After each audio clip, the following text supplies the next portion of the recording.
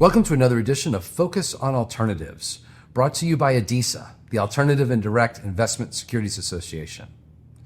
For more content like this, please visit adisa.org and check out the resource library. My name is Greg Mausz. I'll be your host today.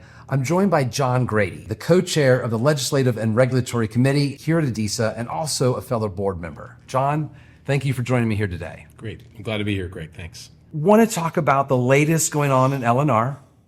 I guess let's start with the bad news. What are kind of some of the top concerns that ADISA is worried about right now? I think that when it comes to things we really are focused our energies on, I would say, first and foremost, it's the fact that the Department of Labor really doesn't like the broker-dealer business model. It's wrapped up in its fiduciary rule proposal, and the courts may have the last say on it. But underneath it is a hostility to the broker-dealer business model that I think we, as an association with members who are broker-dealers, need to pay a lot of attention to and try and provide as best we can a counter-narrative to what's coming out of the department. Okay, so that's a big deal. It is a big deal. Their rulemaking is significant for the broker-dealer part of our industry, and thankfully the courts have been taking a close look, and we're going to talk more about that.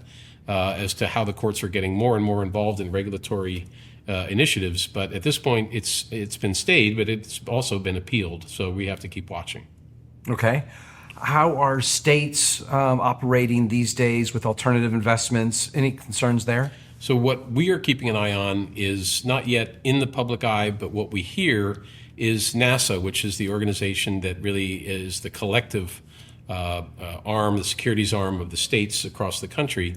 NASA's non-traded REIT guidelines are rumored for a reappearance in terms of a new set of revised guidelines. What we're paying attention to is twofold. One, a potential for a concentration policy to show up. It would be uniform across all the states. Absolute limits on the ability of an investor to own illiquid programs.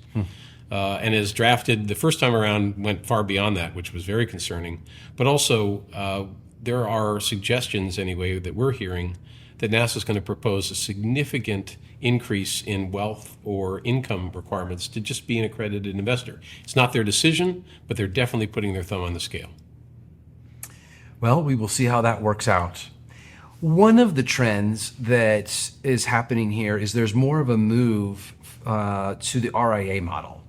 The DOL is addressing that, but you're seeing more and more people go fee-based financial planning. On the RIA front, and you're actually seeing that here at ADISA. We're having more RIAs attend the meeting, learning about alts, learning about best practices on how to apply them, which ones to start with, and then, further advanced strategies. But there's also some rules going on with RIAs. Can you touch on those? Yeah, the SEC has been very active in rules under the Advisors Act, which of course apply to investment advisors. In particular, we've seen rules that related to the so-called private fund advisors. Again, a court enjoined the implementation of that rule, but the SEC has also proposed rules in the area of safeguarding of assets, in the area of the use of artificial intelligence or AI, and finally, outsourcing is another rule proposal. All of those are in the period between proposal and implementation. But when you add that to the efforts by FinCEN, which is the sort of the financial network that looks at things through a national security lens to impose AML obligations directly on advisors and the funds that they run, that's to us shows an increased emphasis on the regulators' part on this segment of the industry and the RIAs in particular. That's a lot to digest. So I'm glad they're here. I'm glad they're learning. I'm glad that you're talking about it. Those are some of the top concerns. Anything we're happy about and we're positive on? Well, it's interesting. It's almost the flip side of that same coin. And there was a recent SEC rulemaking that went down to defeat when a court looked hard at the source of the SEC's claim to regulate the conduct. I'm talking about the private fund advisor rule. But it was thrown out not because the court didn't like the rule. It was thrown out because the court didn't believe ultimately that the SEC had the power to implement or adopt the rule that regulated funds that private advisors are managing. That's interesting because that and a Supreme Court case that came on afterward called Loper-Bright is really pushing regulatory policy back into the courts. There had been, going all the way back into the 70s, a willingness of the courts to defer to agencies when it came to their expertise and their ability to adopt rules that would apply to the industry and affect, of course, our members, but not just our industry, but across industries.